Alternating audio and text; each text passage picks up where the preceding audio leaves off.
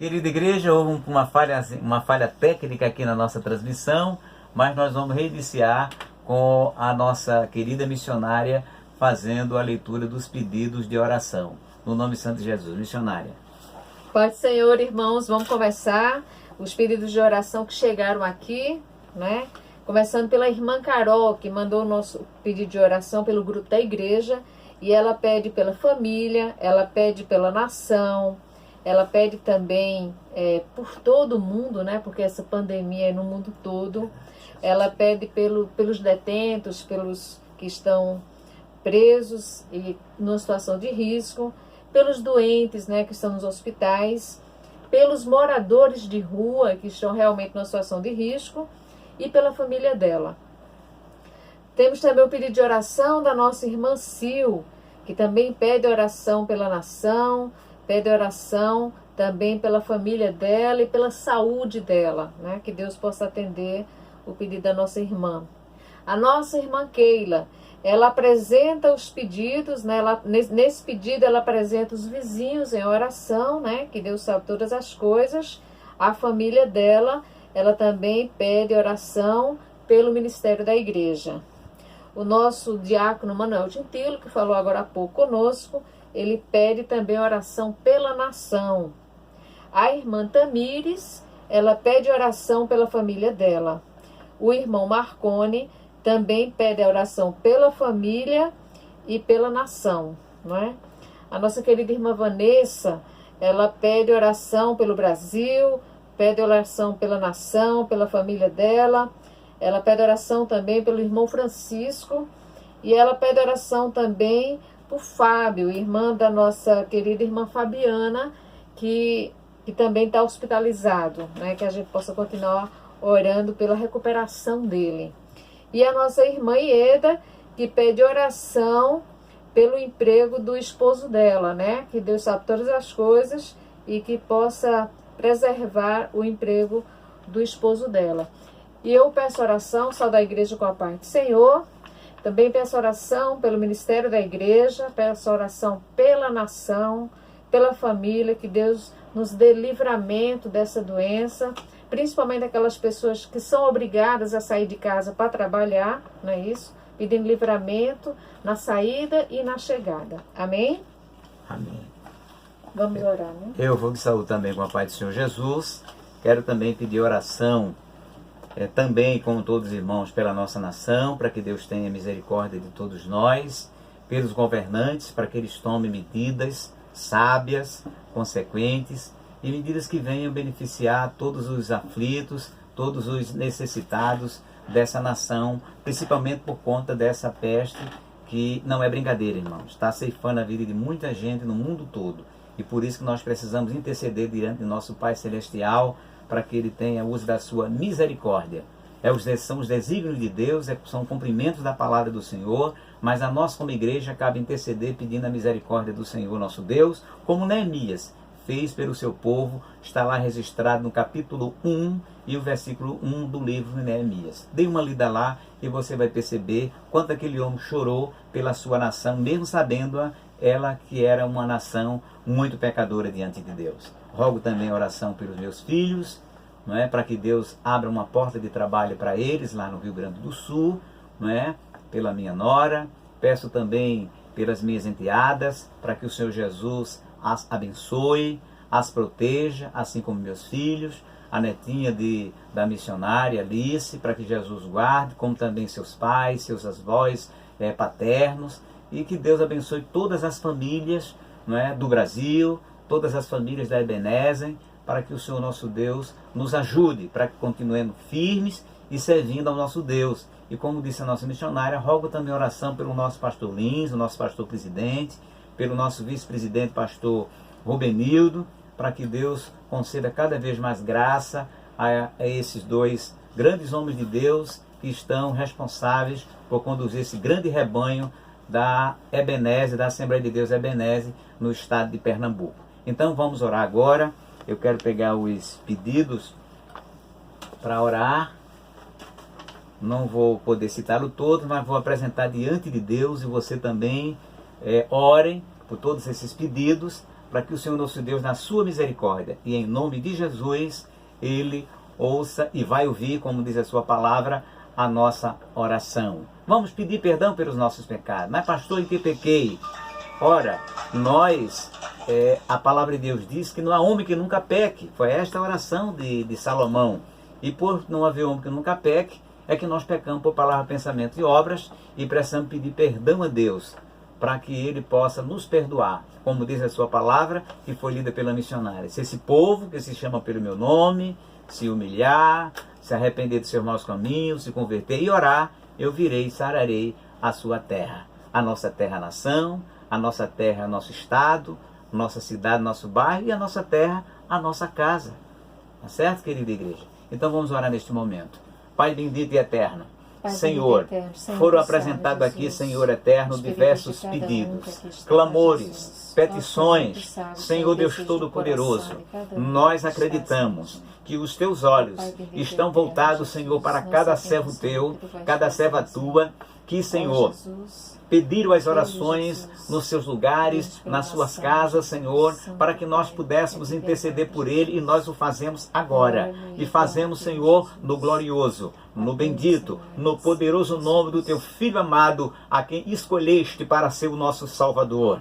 Ó Jesus querido, o Senhor que está ao lado do nosso Pai, o Senhor que é o nosso sumo sacerdote, o Senhor que é o nosso advogado fiel, o Senhor que é o único mediador e não há outro mais entre Deus e os homens. É no teu nome, amado Salvador, que nós te pedimos ao Pai Celestial, que esses pedidos que aqui foram feitos, Senhor, pedidos pela nossa nação, que está sendo, Senhor, atacada por esse vírus, por essa praga, mas nós te rogamos a tua misericórdia, rogamos a tua benignidade, Senhor. Sabemos que o nosso povo é pecador, que o nosso povo é idólatra, que o nosso povo tem se desviado da tua palavra, tem rejeitado teus princípios. Muitos, Senhor, não tem acreditado em ti, mas ainda assim, Senhor, nós fazemos, ó Deus Todo-Poderoso, a oração que Neemias fez pelo seu próprio povo, Senhor, o povo pecador, o povo desobediente, mas mesmo assim ele clamou, ó Deus Todo-Poderoso, pelo seu povo, e tenho certeza que foi o teu Espírito Santo que levou aquele santo homem de Deus para clamar pelos seus irmãos que estavam em miséria social, em miséria espiritual. Deus eterno, ó Senhor, a sua cidade destroçada, as pessoas passando necessidade. Deus eterno, nós te pedimos, Senhor, que essa peste, ó Deus eterno, ó Senhor Jesus, não ceife vidas como está ceifando em outros lugares do mundo, Senhor. Não ceife no Brasil, mas também em qualquer parte do mundo. Guarde os idosos, as crianças, os jovens, Senhor, todas as pessoas. Nós te pedimos, Senhor, pedimos pelos moradores de rua, pedimos, Senhor, Deus Todo-Poderoso, por todas as pessoas, pelos nossos lares, pelos nossos parentes, pelas nossas casas, Deus eterno, pelos nossos filhos. Abre, Deus, porta de emprego para aqueles que estão desempregados e desempregadas. Senhor, nossos filhos que precisam de uma porta de trabalho. Deus bendito, tu abre porta aonde não tem porta, Senhor. E a porta que o Senhor abre, ninguém pode fechar. Deus eterno e Deus bendito, nós rogamos uma bênção toda especial por este teu povo que te adora. Apesar, Senhor, de esta peste estar nos atacando, mas nós continuamos firme, adorando, louvando e glorificando o teu nome, por saber que tu és Deus Todo-Poderoso e que nós estamos escondidos, Senhor, em ti, que és o nosso esconderijo. Tu és a nossa sombra. Tu és o Deus para quem elevamos nossos olhos para o céu, porque é de lá onde tu estás que virá o socorro. O Candarachubri na Ramaramastia, para cada um de nós que te adora e que confia, Senhor. Assim, portanto, Pai, aleluia, apresentamos todos os teus servos e servas que apresentaram os seus pedidos, e em nome de Jesus, nós te rogamos, Senhor, a vitória, a providência, a cura, a saída, a solução, Senhor, para todos que estão necessitando da tua intervenção divina. E nós cremos que tu és o mesmo Deus no passado, no presente e no futuro. És o Deus que intervém na nossa história. E tudo isso no poderoso e glorioso nome de Jesus, que reina e vive hoje e para todo sempre. A igreja diz... Amém. Oh, glória a Deus. E vamos cantar, né? Mas grato a ti, mais grato a ti, mais consagrado, ó, faz-me, Senhor. mais humilhado e cheio de amor, faz-me mais grato a ti, mais grato a ti. Sejamos gratos ao Senhor nosso Deus, apesar das diversas dificuldades, apesar da adversidade que é presente. Como disse, nós não somos alienados. O que é alienado? Alienado é viver fora da realidade. Nós não somos e nem deveremos ser. Nós vivemos numa sociedade, fazemos parte dela, mas temos que ter uma diferença. A Bíblia diz: e vereis a diferença entre o que serve a Deus e o que não serve. E a sociedade precisa olhar para nós e ver uma diferença, ver o brilho. Louvado seja o nome de Jesus, ver o bom cheiro de Cristo. Bendito é o nome do Senhor nosso Deus. Portanto, não pode olhar para nós e ver pavor. Não pode olhar para nós e ver indiferença. Mas tem que olhar para nós e ver que nós somos servos de Deus e que estamos também padecendo e sofrendo o que eles estão sofrendo, mas estamos, sobretudo, confiando no Deus Todo-Poderoso que tem tudo nas suas mãos. As nossas vidas, a terra, é dele e todos que nela habitam, no nome santo do Senhor Jesus. Então, querida igreja, nós temos lido o trecho na palavra do Senhor nosso Deus. No capítulo 3 da carta do apóstolo Paulo aos Coríntios. Essa carta, esse trecho das Sagradas Escrituras, um trecho doutrinário, ensinativo. Bendito é o nome de Jesus, porque o que mais nós necessitamos nos presentes dias é exatamente do direcionamento, da direção de Deus para nossas vidas. E a palavra de Deus é o nosso manual. A palavra de Deus é o nosso mapa, é a nossa bússola. E aqui nós temos o apóstolo Paulo se dirigindo para aquela igreja em Corinto, que nós já falamos sobre ela. Onde é que estava aquela igreja? Que cidade era essa? Uma cidade grega, uma cidade mergulhada na mitologia, uma cidade mergulhada na filosofia grega. Tanto a mitologia como a filosofia, ambas afastadas de Deus, não reconheciam o Deus Todo-Poderoso. Bendito é para sempre o nome de Jesus. E Paulo agora está ensinando o Evangelho. E Paulo agora está doutrinando aqueles crentes que antes viviam nessa situação de idolatria, de paganismo, de uma filosofia ateia que não reconhecia o Deus único e verdadeiro, e agora os ensina, interessante notar, os ensina não com a sua própria sabedoria, mas os ensina pelo poder do Espírito Santo de Deus. E é o que nós temos que fazer. Se queremos ensinar algo ao povo brasileiro, que não é o povo de Corinto, mas são seres humanos tais como o povo de Corinto, devemos ensiná-los pela bendita palavra de Deus. Foi o que Paulo fez. Tanto é que ele disse: eu não vou até vós com sublimidade de palavras, mas vou até vós no poder do Espírito Santo de Deus. E o que é que Paulo especificamente diz nesse trecho que nós lemos? No capítulo 3, do versículo 6 ao versículo de número 12.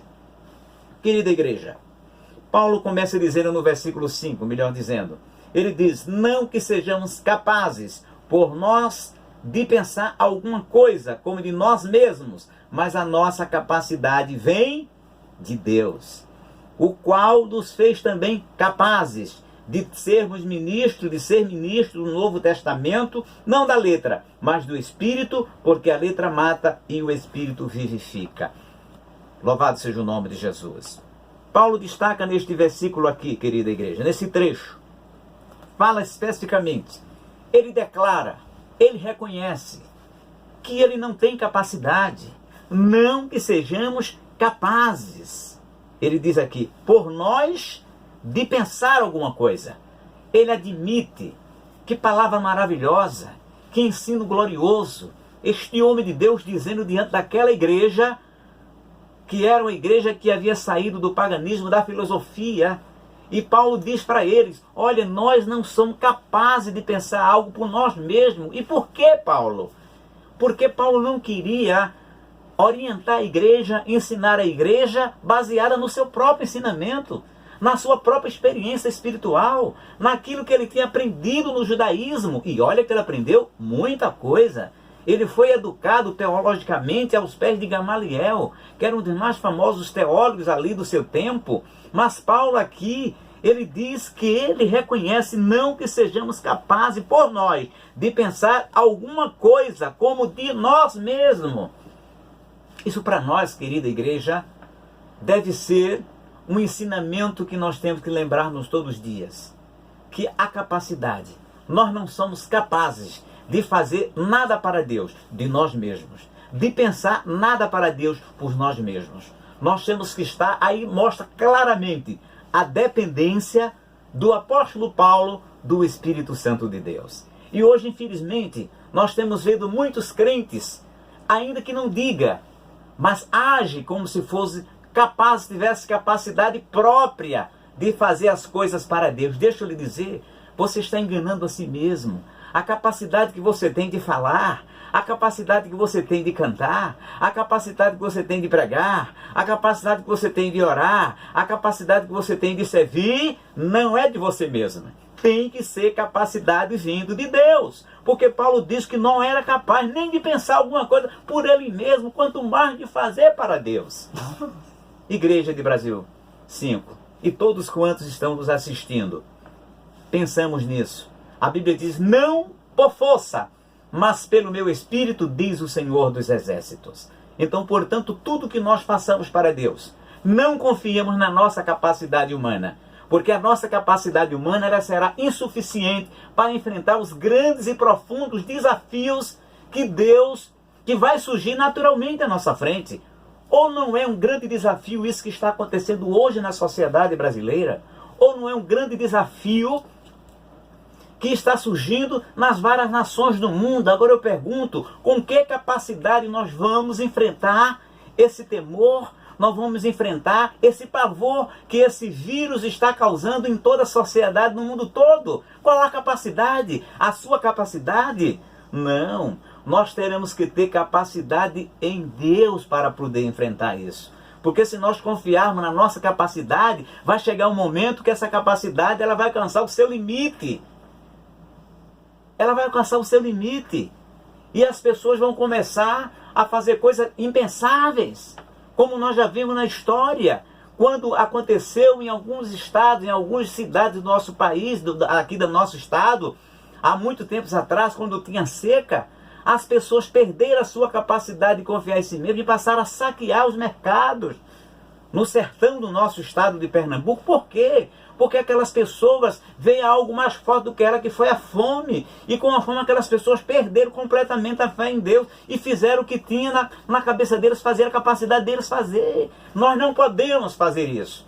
Nós temos que preventivamente, nós temos que confiar em Deus. Paulo diz, não que sejamos capazes por nós de pensarmos alguma coisa. E o homem sempre quer pensar uma saída. O homem sempre quer pensar uma alternativa à parte, distante de Deus. Não funciona. Nunca funcionou. E não é agora que vai funcionar. Nós que somos igreja de Cristo temos esse compromisso com a verdade da palavra de Deus. É exatamente aí onde as nações erram. Elas não querem se dobrar diante da condução da palavra de Deus. Mas eu e você temos compromisso com esta palavra.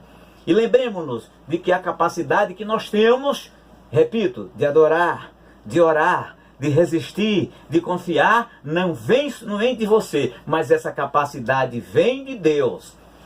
E ele estava dizendo essa expressão para uma igreja mista, mesclada. Como assim, pastor? Aquela igreja era mesclada de gentios, que são aquelas pessoas que não pertenciam ao povo judeu, e pessoas que tinham vindo do judaísmo.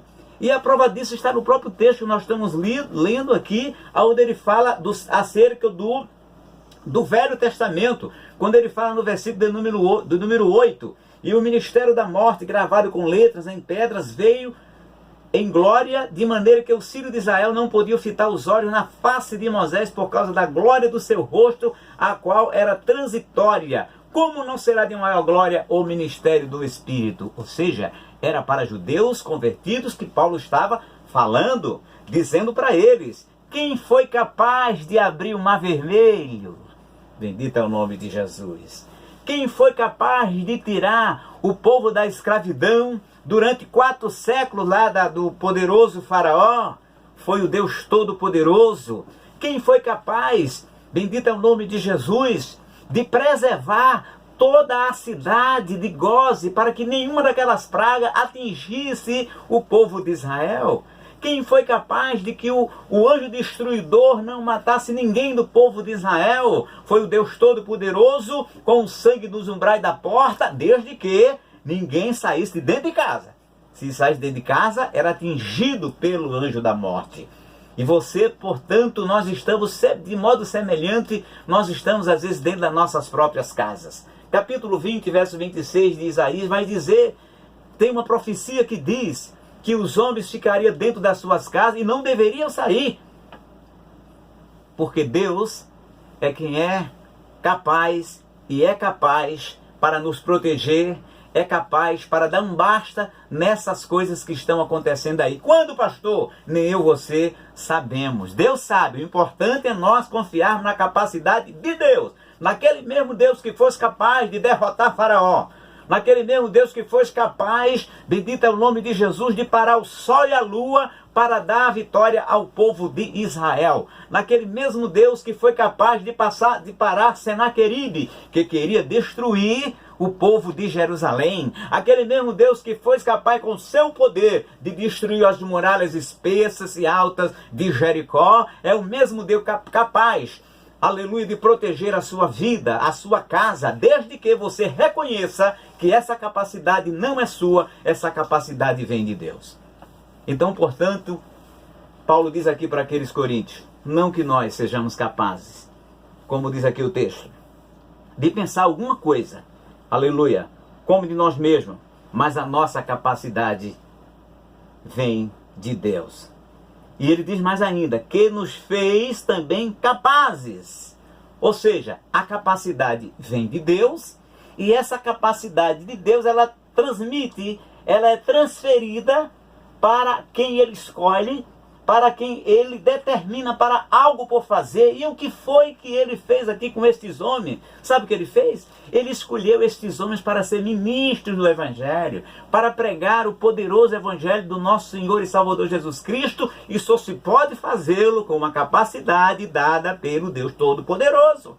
E ele faz uma analogia, eles ministros do Novo Testamento, ou seja, pregando a redenção para o nosso Senhor Jesus Cristo, e faz uma analogia em relação a Moisés, que era ministro daquele Velho Testamento, que era uma glória transitória, um ministério que era baseado na letra, ao passo que esse ministério é o ministério do Espírito Santo. Olha Paulo aqui dizendo que quem capacita é Deus, e Deus, o Espírito Santo, é quem capacita.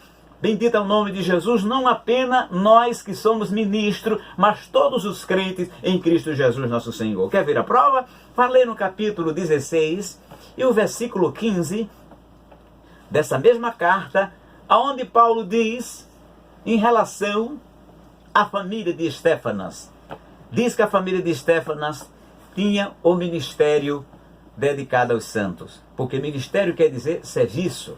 Bendito é o nome santo de Jesus. No capítulo 12, o verso 6, verso 5 de 1 Coríntios, vai dizer que há diversidade de ministério, mas o Espírito é o mesmo. Ou seja, o Espírito de Deus dá diversos ministérios para os crentes dentro da igreja. Alguns têm o ministério de interceder, outros têm o ministério de orar, outros têm o ministério de servir, outros têm o ministério apenas de ficar no banco dando glória para Jesus e adorando a Deus. Oh, glória! Bendito é o nome de Jesus. Mas é dado por Deus, é Deus quem escolhe, é Deus quem partilha. E esse ministério é dado pelo Espírito Santo de Deus, e não é um ministério, como diz aqui a palavra, transitório. É um ministério que permanece, é um ministério glorioso, é um ministério da justiça. Por que da justiça? Porque é o ministério do Espírito Santo de Deus, nessa dispensação da graça, nessa, aleluia, época da igreja, época, tempo dos gentios, que é esse presente tempo que nós estamos passando.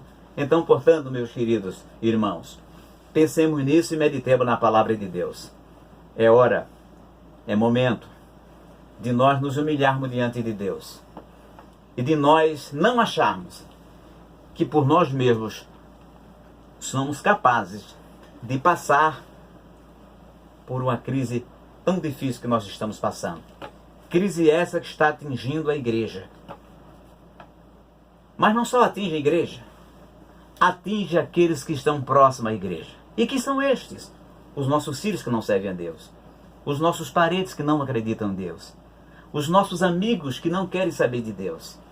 E Deus, Ele quer nos capacitar para nós podermos, bendito é o nome de Jesus, mediante o ministério glorioso do Espírito Santo, fazermos muita coisa para Deus. Porque Paulo diz aqui que não era capaz de fazer nenhuma coisa se não fosse capacitado por Deus.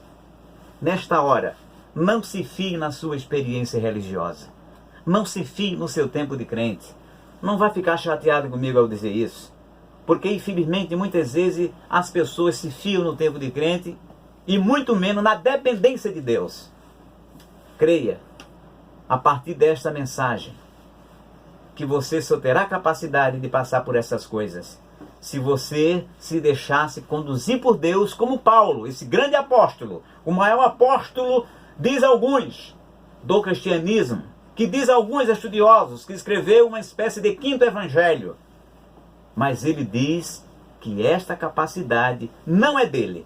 Essa capacidade veio de Deus e pelo Espírito Santo de Deus. Esta capacidade do Espírito Santo que permanece, que tem uma maior glória do que aquela glória transitória que Moisés teve durante o tempo que ele serviu a Deus ali para levar o povo até a entrada da terra prometida.